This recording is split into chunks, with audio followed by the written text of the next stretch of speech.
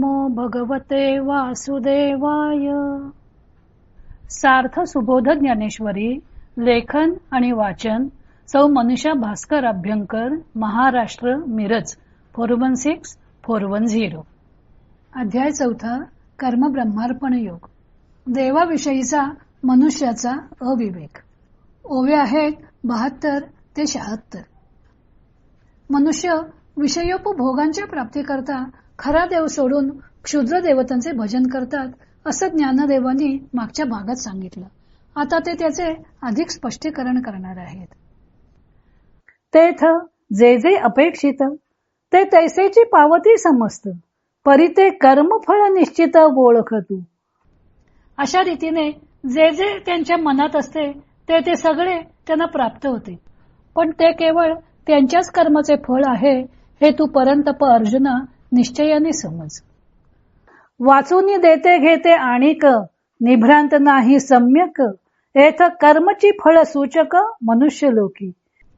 एरवी चांगला विचार करून पाहिले तर फल देणारे किंवा घेणारे दुसरे खात्रीने कोणीही नाही. या मनुष्य लोकांमध्ये फक्त कर्मच फल देणारे आहे. जैसे क्षेत्री जे पेरीजे ते वाचून आनंद न निपजे, का पाहिजे तेची देखीजे दर्पणाधारे.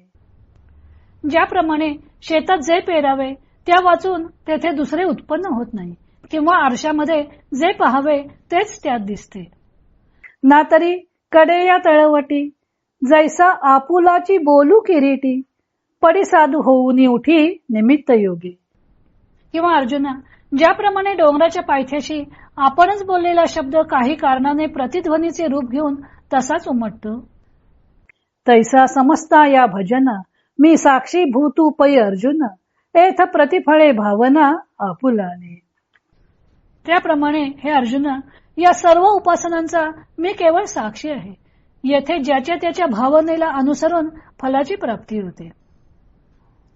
क्षुद्र देवतांचे भजन करून मनुष्य विविध सुखोपभोग त्याच्याकडून मिळवतो.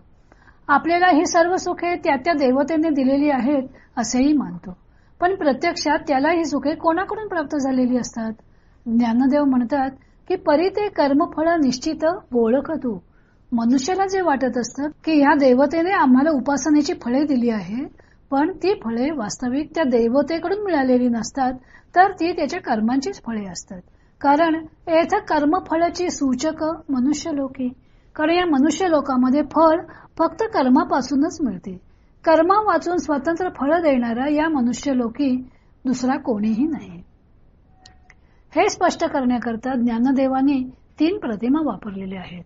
जे बी पेरले असेल तेच उगवते, जसे रूप असेल तसेच आरशात दिसते, आणि जसा ध्वनी असेल तसाच प्रतिध्वनीही असतो. ह्याच 3 प्रतिमा असलेला स्वामी स्वरूपानंदांचा एक अभंग आहे. कर्म तैसे फळ लाभते केवळ, आणि कांते बोल लावू नये, पेरोनिया साळी गव्हाचे ते पीक, घ्यावया निशंक धावू नये. उत्तर सारिखे येते प्रत्युत्तर, करावा विचार आपणाशी, पहावे ते दिसे दर्पणी साचार, आपुला आचार ओळखावा. स्वामी म्हणे होसी सर्वथैव जाण, तुझा तू कारण सुख दुःख. ज्या फलाची इच्छा धरून देवता भजन म्हणून जे कर्म केलेले असते तेच कर्म फळते. मनुष्याला वाटतं की त्याला देवता प्रसन्न झाली, पण वास्तविक त्याचे कर्मच त्याला प्रसन्न झालेले असते, म्हणजे कर्मानुरूप फलप्राप्ती झालेली असते. शेतात गहू पेरले तर गव्हाचे पीक मिळते, पेरावे ते उगवते हा येथील नियमच आहे. आरसा आपले मुख जसे आहे तसेच दाखवतो.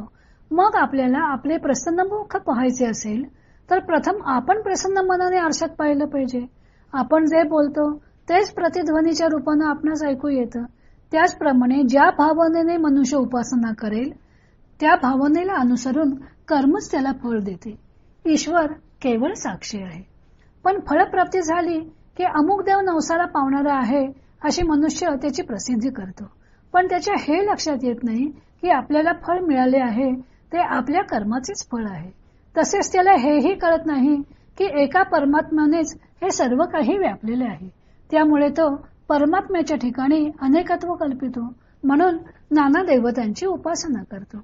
वास्तविक परमात्मा देवोदेवी रूपाने एकच आहे.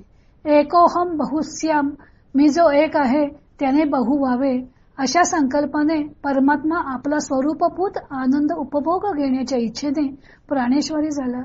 ज्ञानदेवाने अमृतानुभवात म्हटलं आहे की जो प्रियूची प्राणेश्वरी उलथे आवडीचे सरोवरी चारुस्थळी एका हरी एकांगाचा.